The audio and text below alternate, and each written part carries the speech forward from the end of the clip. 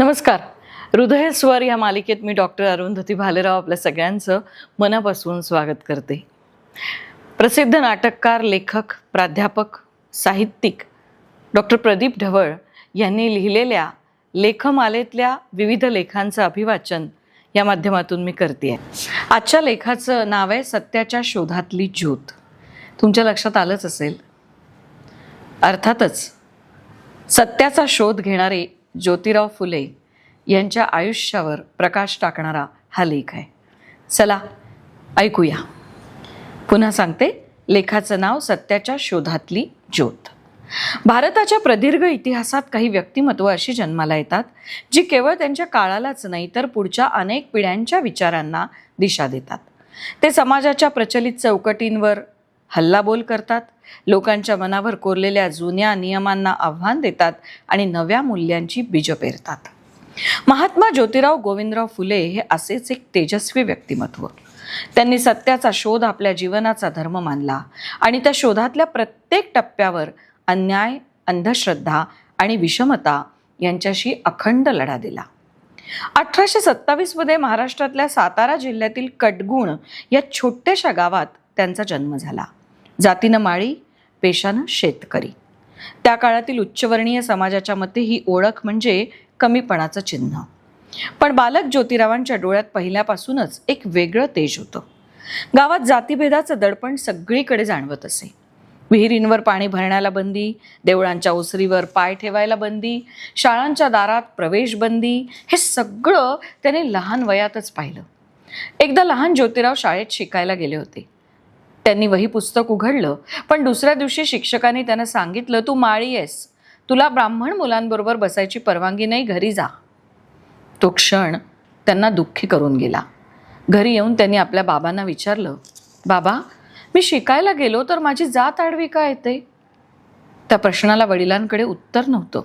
पण त्यावेळी छोट्या ज्योतिबाच्या मनात मात्र याचं उत्तर शोधण्याची ज्योत पेटली. एकदा गावातल्या विहिरीवर पाणी भरण्यासाठी ते आईबरोबर गेले. विहिरीवर आधीच गावातल्या काही उच्चवर्णीय स्त्रिया होत्या.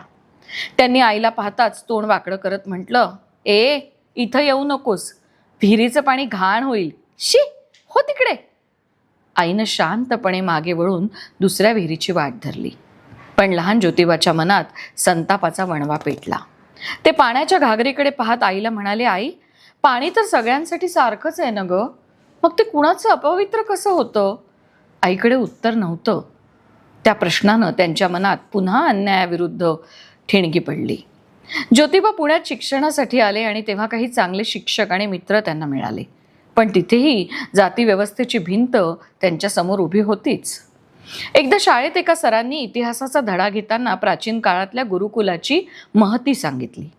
वर्ग संपल्यावर ज्योतिबांनी विचारलं, सर, त्या गुरुकुलात माझ्यासारख्यांना प्रवेश मिळाला असता? सर थोडा वेळ गप्प झाले आणि उत्तर टाळत म्हणाले, त्या काळाचे नियम वेगळे होते. ते उत्तर ऐकून ज्योतिबांच्या मनात विचारांचा गोंधळ निर्माण झाला. नियम जर माणसाला लहान बनवत असतील तर ते मोडायलाच हवेत, ही ठाम भावना तेव्हा जन्माला आली. त्या काळात शिक्षण हा शब्दच उच्चवर्णीय ब्राह्मण मुलांच्या मक्तेदारीत अडकलेला होता. मुलींना शिकवणं तर पाप मानलं जात असे आणि खालच्या जातीच्या मुलांना शाळेत प्रवेश देणं हा तर गुन्हाच होता. पण ज्योतिरावांनी या अन्यायाला थेट आव्हान दिलं. 1848 मध्ये पुण्यात सावित्रीबाई फुले यांच्या सहकार्यानं त्यांनी मुलींसाठी पहिली शाळा सुरू केली. पहिल्या दिवशी सावित्रीबाई खांद्यावर पुस्तकांची पिशवी घेऊन शाळेकडे निघाल्या. वाटेत काही लोकांनी त्यांच्यावर शेण, चिखल, दगड फेकले. तरीही त्यांनी वळून पाहिलं नाही आणि त्या पुढे चालत राहिल्या. ज्योतिराव दारात शाळेच्या उभे होते. सावित्रीबाईंच्या कपड्यांवर चिखल पाहून त्यांचे डोळे पाणावले. ते म्हणाले, असं झालं म्हणून तू रस्ता बदलणार नाहीस ना? सावित्रीबाई ठामपणे म्हणाल्या, रस्ता तर नाही बदलणार, पण काळ मी नक्की बदलणार. त्या दिवशी ती माती, तिच्या कपड्यांवर लागलेला चिखल हा त्यांच्या लढ्याचा पहिला अलंकार ठरला. शाळेतील पहिला दिवस. शाळेत फक्त 7-8 मुली. त्यांचे कपडे फाटके, केस विस्कटलेले, हातात फक्त एक जुनी वही. सावित्रीबाईंनी फळ्यावर लिहिला आणि हळू आवाजात म्हणाल्या, आजपासून हे तुमचं पहिलं अक्षर. ते कुणीही काढून घेऊ शकत नाही तुमच्याकडून. त्या दिवशी मुलींच्या चेहऱ्यावरचा आनंद ज्योतिरावांच्या मनात कोरला गेला. त्यांना कळलं ही क्रांती आता थांबवता येणार नाही. 1873 मध्ये त्यांनी सत्यशोधक समाजाची स्थापना केली. या समाजाचं ब्रीद होतं, सत्यशोधा, जातिभेद मोडा, समानतेचा स्वीकार करा. विवाह, नामकरण, अंत्यसंस्कार यांसारख्या समारंभांमध्ये ब्राह्मणांच्या मध्यस्थीशिवाय जातीविरहित पद्धतीनं विधी पार पाडले जात. एका सत्यशोधक विवाहाचा दिवस. पुण्यातील एका बागेत विवाह सुरू होता. ना ढोल, ना ताशा, ना मंत्रोच्चार, 2 साधी मनं, फुलांचे हार आणि सत्यशोधकांचा शपथविधी, इतकंच. ज्योतिराव पुढे आले आणि म्हणाले, या क्षणापासून तुम्ही एकमेकांचे सोबती आहात आणि तुमचं नातं जातीच्या नव्हे तर समानतेच्या धाग्याने विणलेलं आहे. लोक आश्चर्यानं पाहत होते आणि नवविवाहितांच्या डोळ्यात अभिमान होता. ज्योतिबानं लेखणी हातात घेतली. गुलामगिरी हा त्यांचा ग्रंथ आजही जातीभेदाविरुद्धचा धारधार हल्ला करतो. रात्रीचा अंधार. एका मंद दिव्याखाली ज्योतिराव बसले आहेत. बाहेर पावसाचे थेंब टपटप पडतायत. त्यांच्या समोर वही उघडी आहे आणि हातात पेन आहे. ते लिहितात, घरच्या दारातला शत्रू जर मनातून नाहीसा झाला तरच बाहेरच्यांशी लढणं शक्य आहे. प्रत्येक वाक्यात त्यांचा संताप, वेदना आणि आशा मिसळलेली दिसते. सावित्रीबाईंच्या साथीनं ज्योतिरावांनी विधवांसाठी निवारा गृह स्थापन केलं.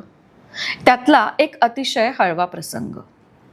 एका तरुण विधवेनं मुलाला घेऊन निवारा गृहात पाऊल टाकलं. ती घाबरली होती. तिच्या डोळ्यात पाणी होतं. ज्योतिरावांनी तिच्याकडे पाहून शांतपणे तिला सांगितलं, इथं तुला कोणताही देवदारात अडवणार नाही. कोणताही समाज तुझं डोकं तुला खाली घालायला लावणार नाही. तू इथं सुरक्षित आहेस. इथं तुझं कुणीही वाकडं करू शकणार नाही.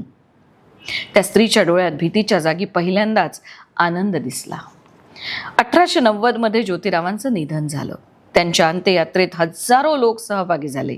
कोणी ब्राह्मण, कोणी माळी, कोणी महार, कोणी मुसलमान, जाती धर्मांच्या पलीकडे जाऊन सगळे एकत्र आले. एक वृद्ध शेतकरी अंत्ययात्रेत चालताना म्हणाला, हा माणूस गेला पण आम्हाला माणूसपणाचे धडे शिकवून गेला. ज्योतिराव गेल्याला 100हून अधिक वर्ष झाली, पण त्यांचे विचार अजूनही जिवंत आहेत. त्यांचा संदेश, शिका, संघटित व्हा आणि अन्यायाविरुद्ध लढा, आजही हे तिन्ही शब्द आपल्याला रोज सतत आठवण करून देत असतात. धन्यवाद.